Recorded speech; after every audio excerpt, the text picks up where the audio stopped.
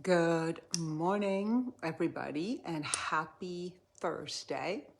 I am Isabel Tierney, and I am the founder of the Feel Good Life methodology. And today, I feel nervous and inspired and excited to talk to you about how to love your body from the inside out. Hi, Alex. Come on in as people are coming in. Please say hello. It's good to see you. Good morning, Sarah Arden. And I have, what do you call that? I have Invisalign so I can hear how my speaking makes noise. Hi, Tessa Aura. Good to see you.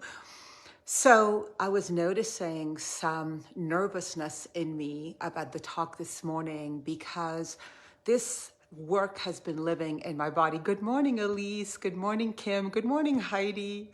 Gosh, it's so good to see you all. Makes my heart happy, makes my body happy.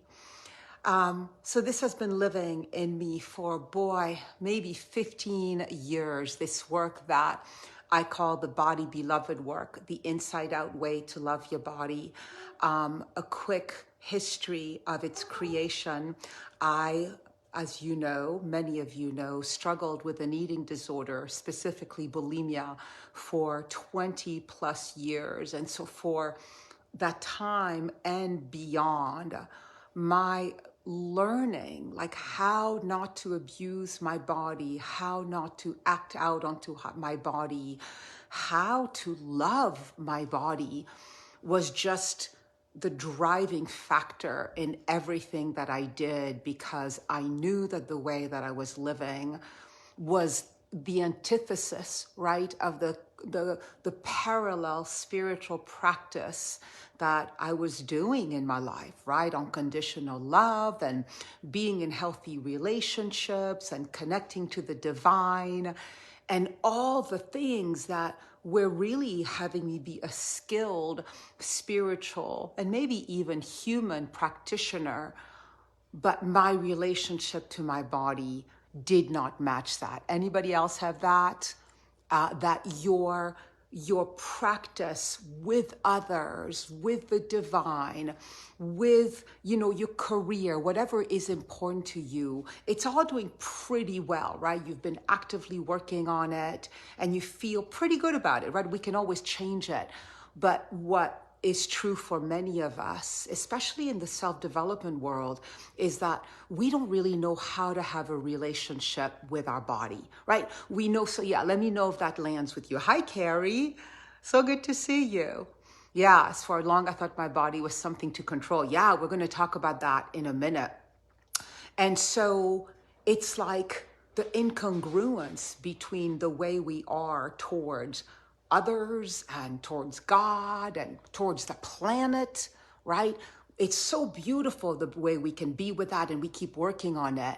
But what about our relationship to our body? And so I've often called this work the final frontier, because for many of us, it ends up being one of the final pieces that we're willing to look at and transform, not because we're not good people, but because nobody's taught us.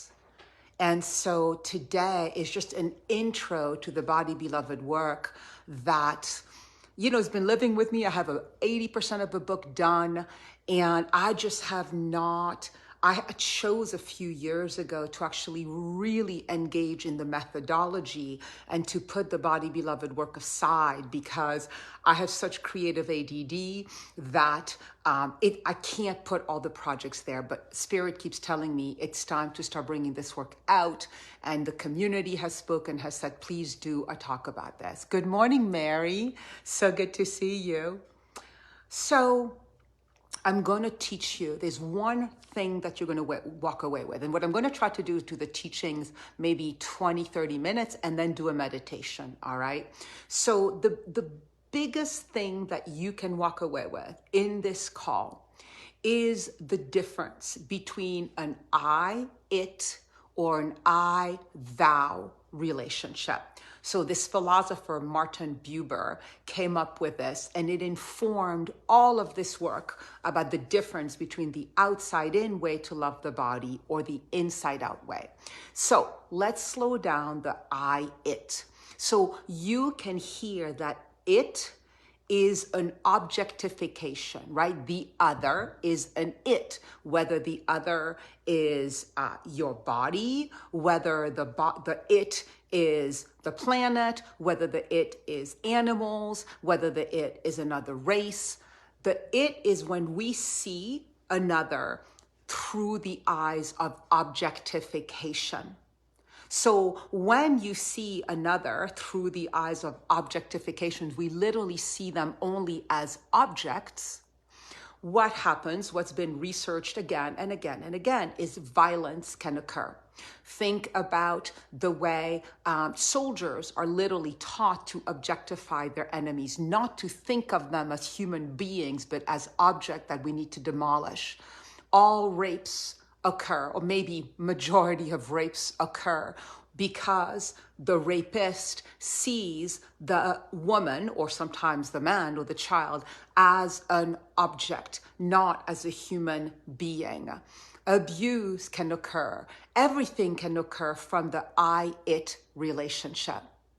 So because I never want to just have you listen with your head, right, because you won't embody anything, start thinking about the way you're thinking of your body as an I-it.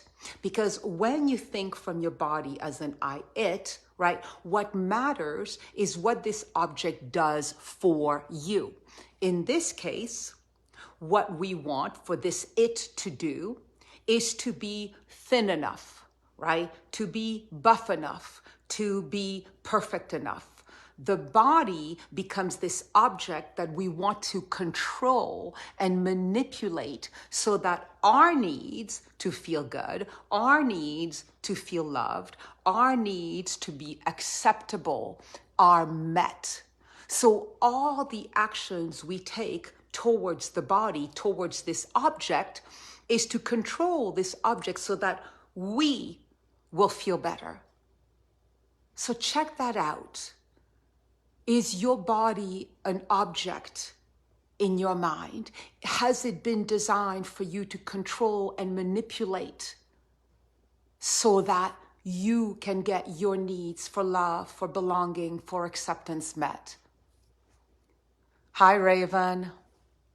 So again, when we treat our bodies that way, when we objectify anything or anyone, violence can occur. So we don't take the body's needs into account, right? The body doesn't matter. It's just a thing for us to control.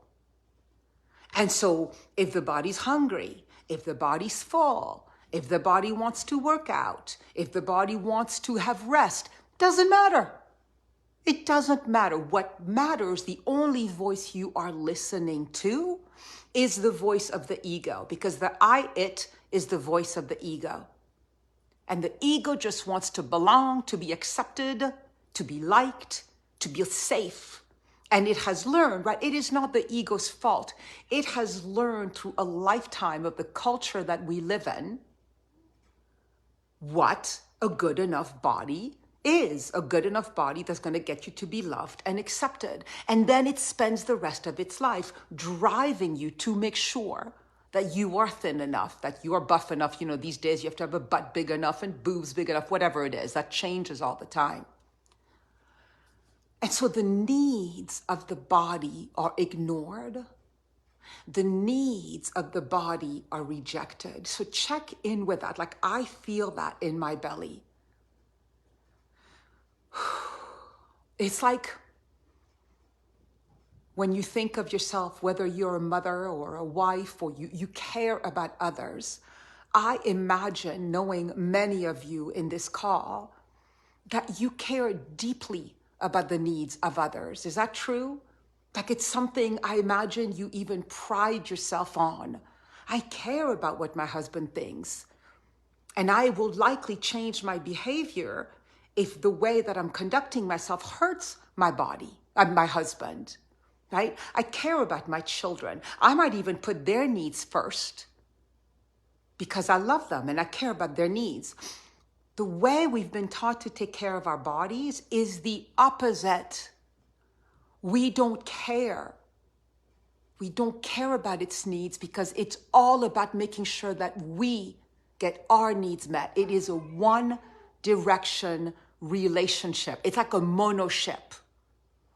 So you guys get that. Yeah, Zach says, hi, Zach. Very true.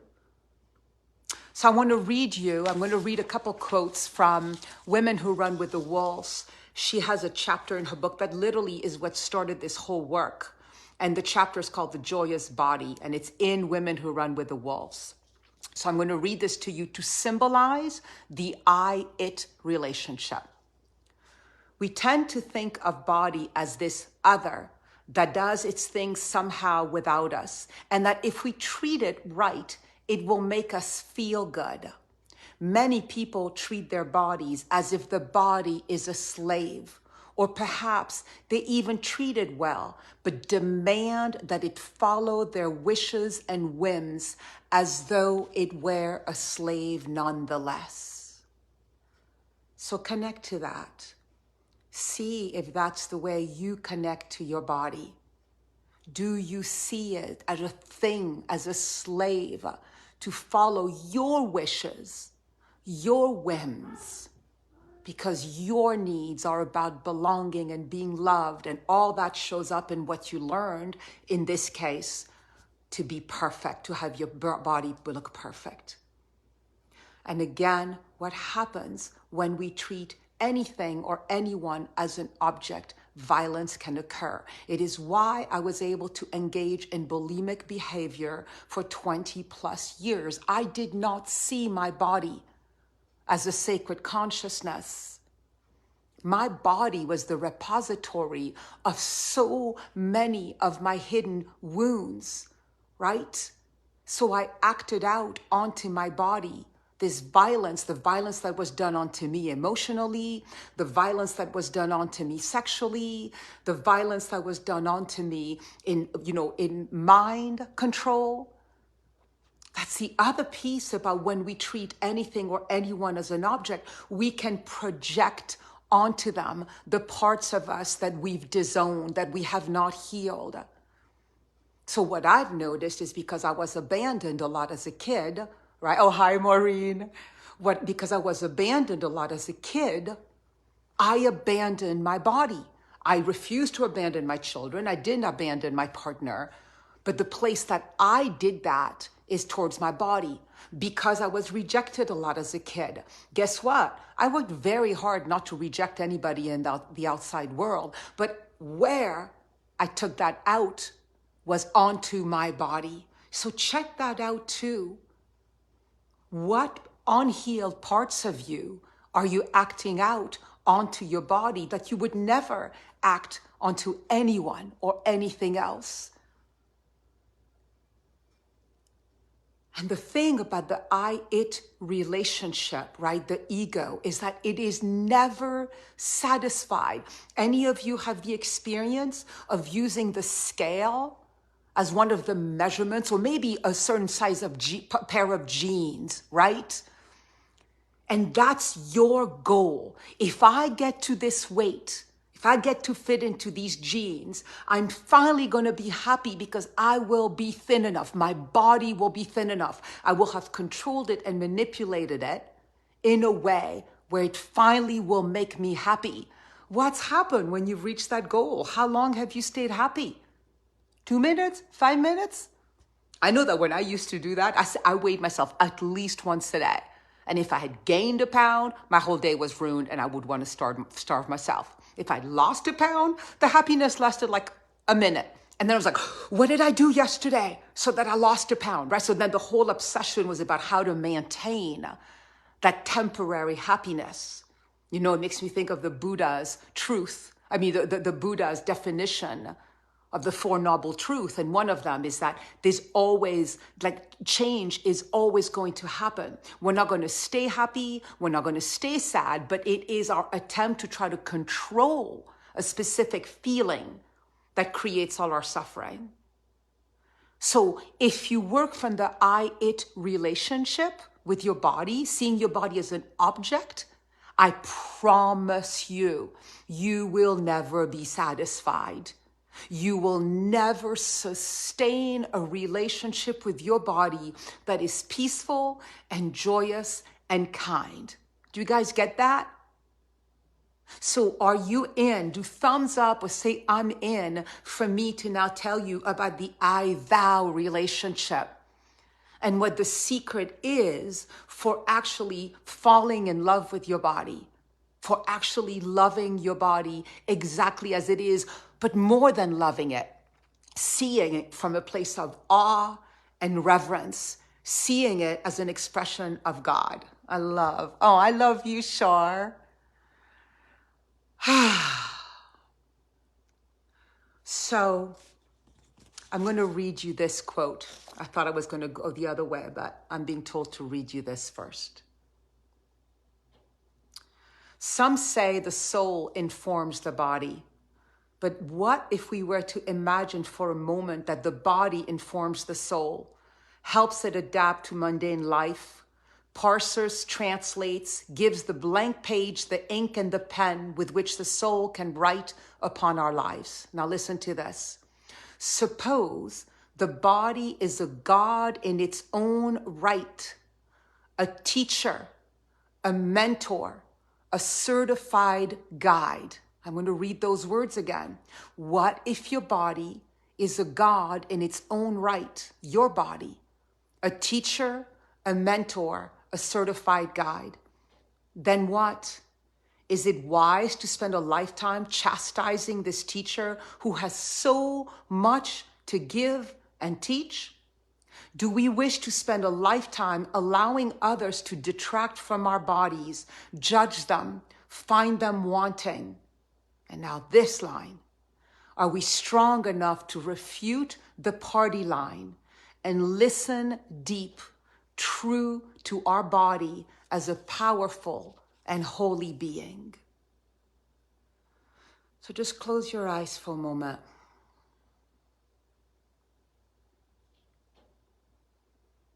And I want you to just imagine for a moment that as of now, in this moment, you are gifted the miracle, right? Miracle is a shift in perception of seeing your body as a holy being. I'm going to tell you more about the how, but for a moment,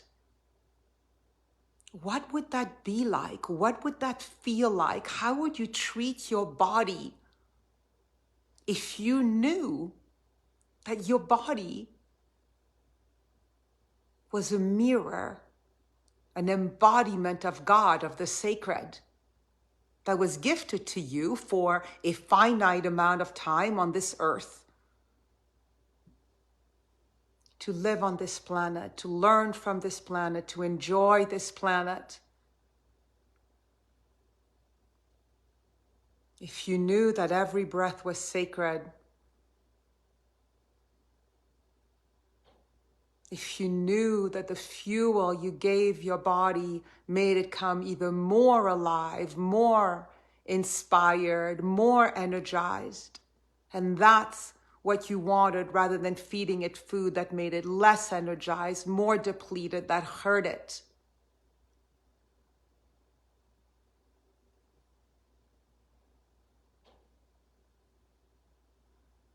This is what your body longs for. Just like I imagine you have longed at some points in your life to be seen for who you are, not what others project you to be understood, to be treated according to what you need, not what the other person needs, not what your parent needed, not what your partner needs, but what you need.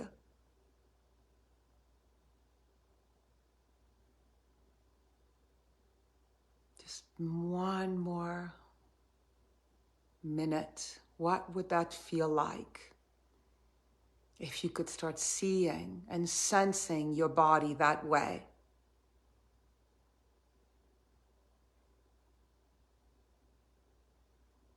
The word that comes when we start treating our bodies like that or any others like that, the word is reverence.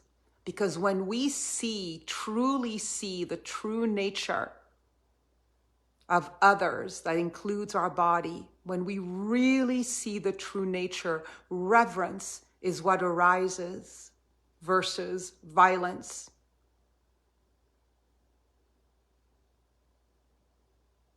Reverence instead of violence. Reverence instead of violence. Say it. Say it out loud if you can. Reverence instead of violence. And go ahead and open your eyes. What did you notice? Were you able to feel it, right? Sometimes we have been so kidnapped by the I-it, by the objectification of our bodies, by nobody teaching us. Every cell is sacred. Every cell is a miracle. Your body works for you tirelessly, 24/7. Do you know that? It is literally every cell of your body performs miracles for you 24/7. There is no way to create a computer that is as smart, as wise, as brilliant as your cells. Not only is there not a computer that can do that, there is no way to create a computer that is unconditionally loving the way your body is towards you. How many times have you heard it? No, I'm going to say how many times have we heard it? I am right there with you. This is not about you and I've conquered this. How many times have we heard our bodies? How many times has our body said, I'm hungry? And we say, no, I don't care that you're hungry. I need to lose some weight. How many times has your body said, I want to move? Take me outside. And you've been like, no, I want to watch TV. Or how many times has your body said, I want to rest today. I am tired. And you said, no, I need to make sure we burn calories today. How many times has your body said, I'm full, I don't want any more? And you have not been able to care, not because I are bad human beings. We just have never been taught to see the body as anything but an object. Does that make sense? I want you to walk away. Well, that's a demand. I invite you to walk away from this talk, not feeling guilty about the ways you've treated your body, but feeling remorse, feeling like, oh, had I only known. Had I only known, I know that I would have treated my body differently. Yeah, Zach says, I have never appreciated my body and have destroyed it over and over again. Maureen says, this is the piece I have been missing. Oh, you guys are giving me chill. I love the line about treating every breath as sacred. Can you imagine? I mean, beyond how you would transform your relationship with your body and how your body would be in fact impacted differently. Can you imagine what you would feel like? Let's freaking be selfish for a moment. Like, you know, when you see a beautiful sunrise or a beautiful sunset, or if you have a baby and the first moment of birth, like, you know, those moments of reverence and awe? Can you imagine if that was what you lived with in relationship to your body? You know, like when you first fall in love and you see the beauty of the person you fall in love with, that's what's possible to live like in relationship to your body.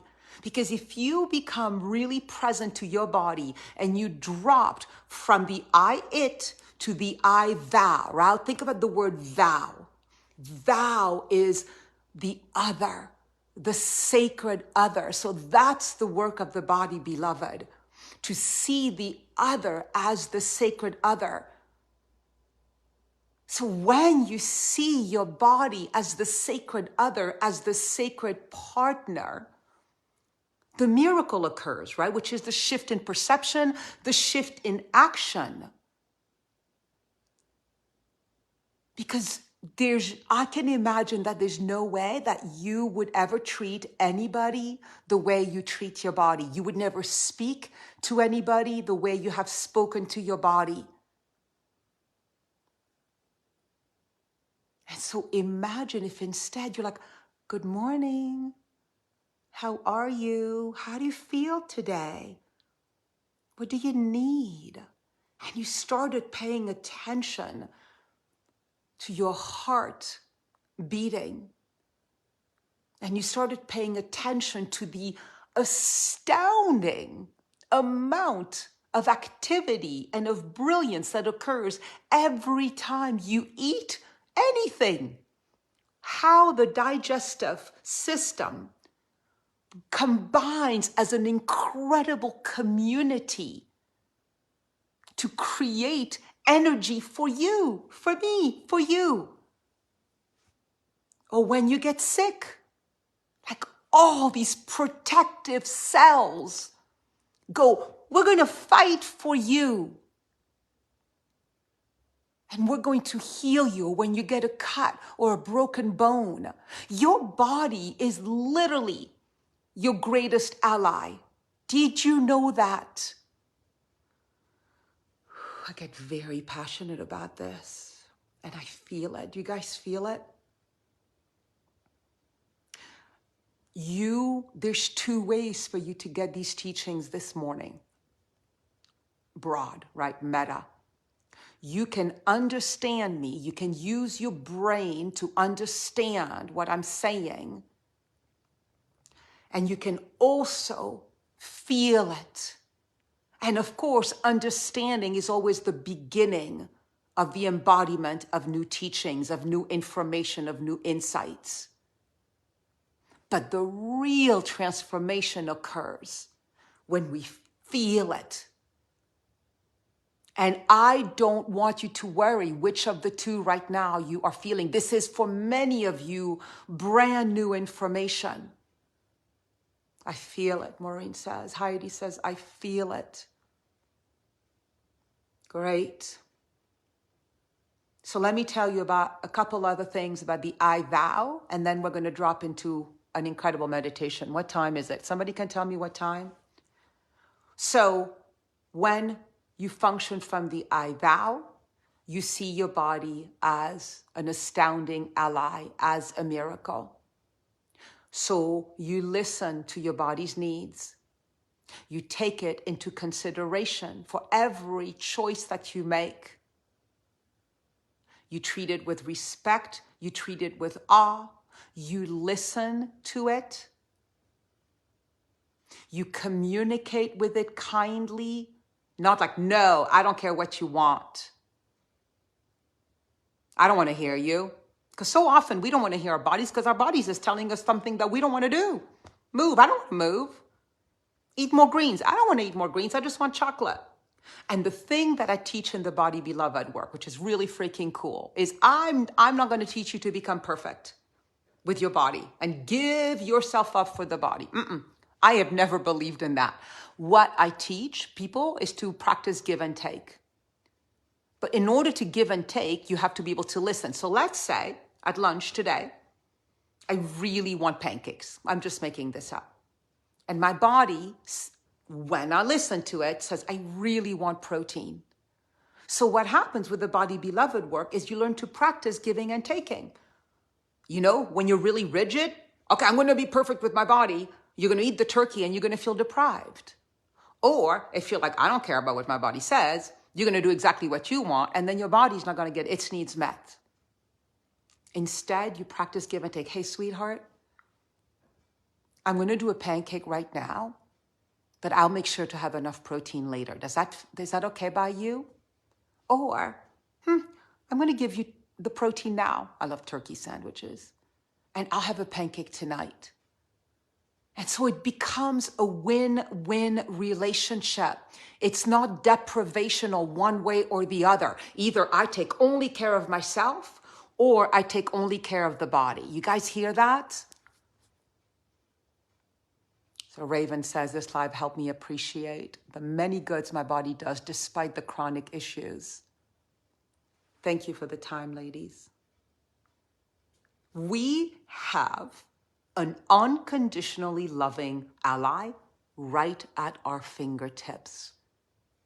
When you feel alone, when you feel critical, when you don't love yourself, when all the things, I want to invite you to remember this body, trillions of individual cells devoted to you, are relating to you, are listening to you, are connected to you, are working for you. Hi, Joanne. I would have pancake and bacon. Right, Tessa, Aura. But if you were to also listen to the body to make it a win-win relationship so both needs are met, you would ask to your body, what do you need? And if it's bacon, okay. If it's something later, okay. And this is deeper into the work, but I wanted to make sure that you did not think that you're going to sacrifice yourself for your body too, because you know what? That makes me run away. That makes me rebel. I like taking everyone's needs into account. It's like, think about any of your primary relationship. Do you always give yourself up for their needs? Do they always give their needs up for you? If that's true, that's not a very healthy relationship. In a highly functioning relationship, we give and take with the people we love. So I'm going to go into this meditation and I'm going to recap today's teaching. And that is the difference about treating your body from the I-it to the I-thou. And that shift from the I-it to the I-thou is the miracle, right? Marianne Williamson says a miracle is a shift in perception. When you stop perceiving your body as an object and thus can inflict violence on it, and you start seeing your body as a sacred consciousness, as a sacred partner, and then reverence occurs, that is the work. So let's go ahead and close our eyes and make sure that you have no distractions. And if you have distractions right now, make sure to come back to this meditation. It's going to probably take about 10 minutes. So bring your attention to your breath.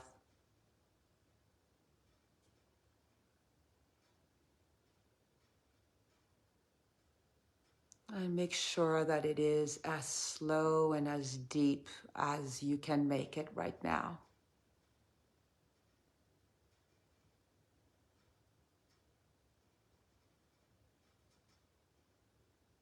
Even the act of deep abdominal breathing starts soothing your body, starts soothing every cell of your body that is now being given the gift of knowing you're not in danger. It does not have to work overtime for you to make sure you're safe.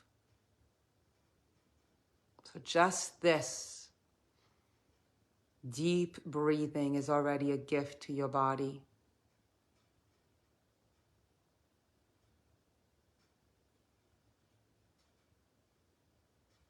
And then I want you to imagine a door in front of you and you can see light streaming from the sides of the door. Like you know that behind this door is a space filled with light. And this door is just for you. And you're going to walk towards it. And you're going to put your hand on the doorknob. Feel it. Might be a round one. Might be another kind of doorknob. Just trust what you see and feel the anticipation that behind this door is a room filled with love and light, that we are all together entering into. So go ahead and open the door. Feel yourself opening the door. Feel the weight of it, the sound of it.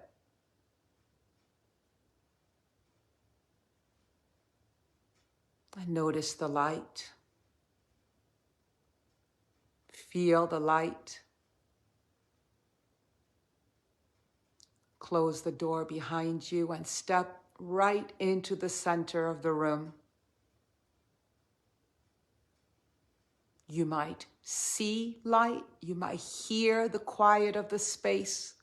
You might feel the love in the space. Just trust what your soul is showing you right now.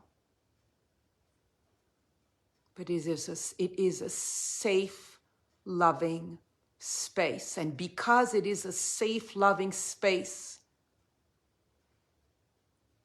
you are going to invite a master cell in. The master cell is the cell that is the ambassador to all your trillions of cells. This master cell communicates instantly with all of the other cells in your body. But it is their ambassador. So you're going to bring this master cell, invite it into the space, and say, I would like to connect with you. I would like to know more about you. I would like to develop a relationship with you. And so invite the master cell into the space with you to have a dialogue, and trust how this master cell is looking like for you. You might see it as a cell. You might see it as light. Just trust what you see.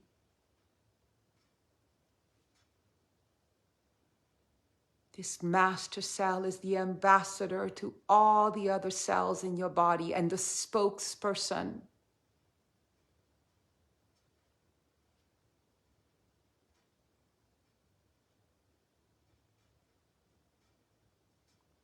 And let's start the dialogue. Let yourself say hello to this master cell that will automatically communicate to all the other cells in your body.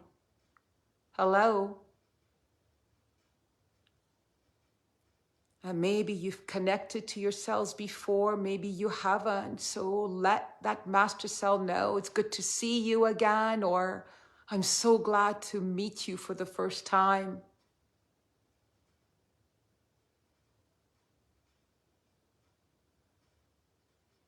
You really are getting to talk to your master cell right now. Trust it, believe it. And so what are you noticing about the master cell as you say hi from your heart? Let yourself hear the response from your master cell.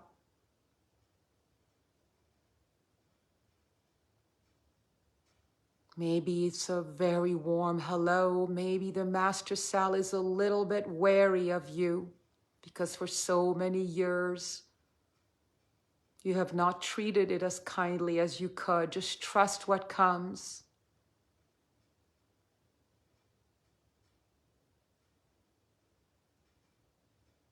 And then maybe there's a piece you want to say, if there's anything you want to take responsibility for the way you have treated yourselves in the past up until now.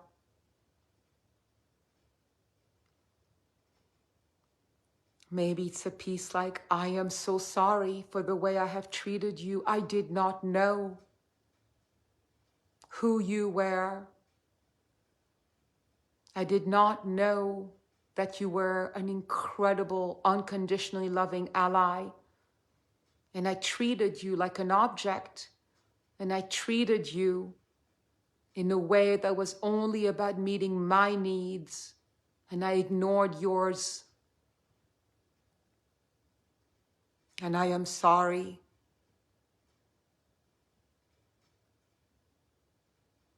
And speak from the heart, not from the mind that can be really harsh. If you can really, right now, talk to every cell of your body through its spokesperson, the master cell, what would you say? Maybe it's please be louder. I want to hear you.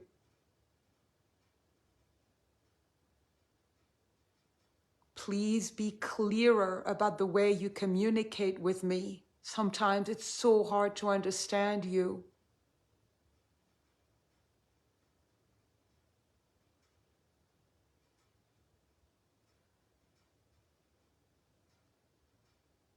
And see if the master cell has anything to say to you. Maybe it's a simple thank you.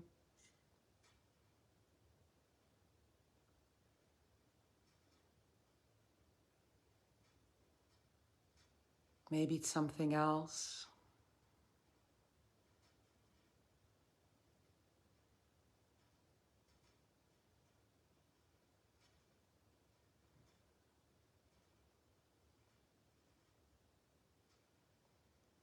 And I invite you to tell your cells that from today on, you are going to do your best to keep this relationship open, to listen, to communicate with kindness, to practice give and take,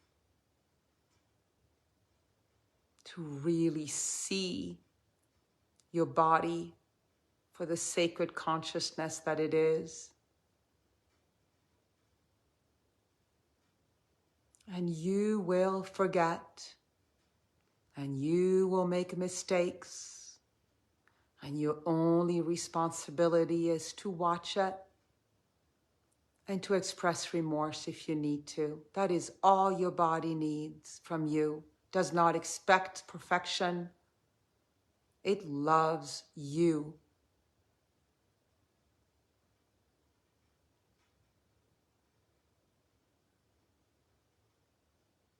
And before we go, ask your body, ask the master cell if it has, he has one piece of information, of wisdom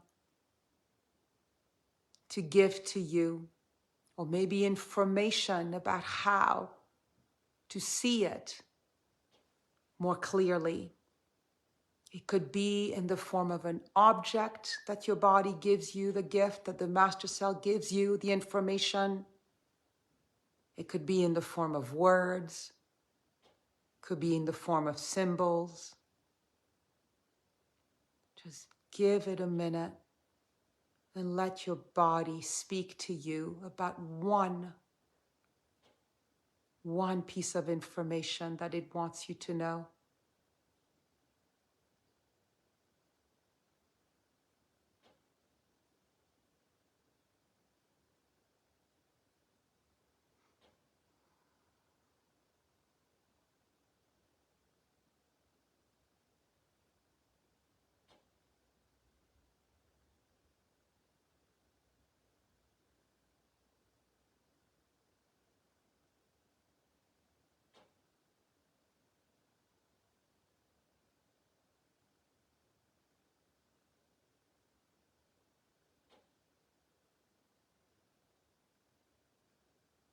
Knowing that you can always access this space,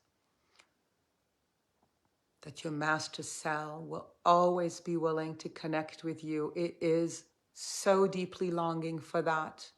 If you ask, there will not be a time in which your master cell doesn't say a resounding yes to connecting with you. Knowing that, please express your gratitude and your goodbye, completing this meditation.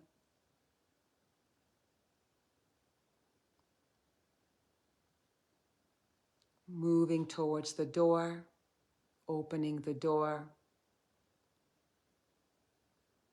And then closing it behind you. And then bringing your attention to your lungs, to your breath.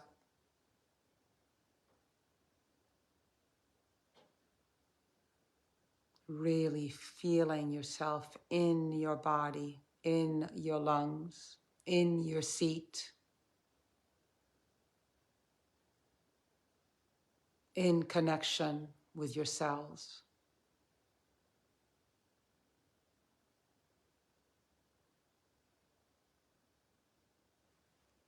And then when you're ready, opening your eyes.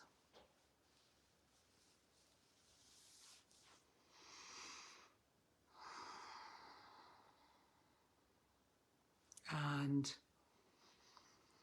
please sharing like at least one highlight of what the meditation was like, maybe what the cell said to you, maybe what it was like to connect to the master cell. If anybody really wants to come on and share, go ahead and press on the video and you can ask to join the live. Kathy, thank you for the miracle of taking care of us. Please help me honor what you need. Remind me to be gentle. Yeah, the word, oh, I'm getting chills. The word gentle also came to me, Kathy. Like when we are, many of you know the methodology, when we are in the red zone, right? We're constricted. That means all our cells are constricted. When we are in the green zone, away from the ego, we are open and spacious, and our cells are open and spacious, and then we are gentle and tender and slower and able to listen. And there's room for two, there's room for four, there's room for a trillion. Heidi, thank you. So powerful. My master cell and I hugged. It's just know the miracle we're doing right now. Think of the number of people on this planet who have no clue that their bodies are expressions of the divine and who mistreat either their bodies or others' bodies, right? So know that what you're doing this morning or this afternoon, or if you're on the replay, make sure to say replay. You are changing the consciousness of this planet, the frequency of this planet by doing this work. Master cell, amazing, Joanne says. I get the I, it, but not sure I get the by the I thou. The I thou, the thou is the sacred other. You know, when you, it's like thou, like think about it or thou. Thou is the sacred other. Raven, the cell provided me with warmth, and then I sensed self-compassion. I connected under a starry night and a full moon with my higher self. Beautiful. Acceptance, Sarah says. Yeah, right? When we are in the I, it, the objectification, you will never accept your body enough. It will never be perfect enough. It can't. In the I, thou, the sacred other, seeing through the eyes of the soul and of the heart, not of the ego, it is perfect. Your body is perfect. Unconditional acceptance.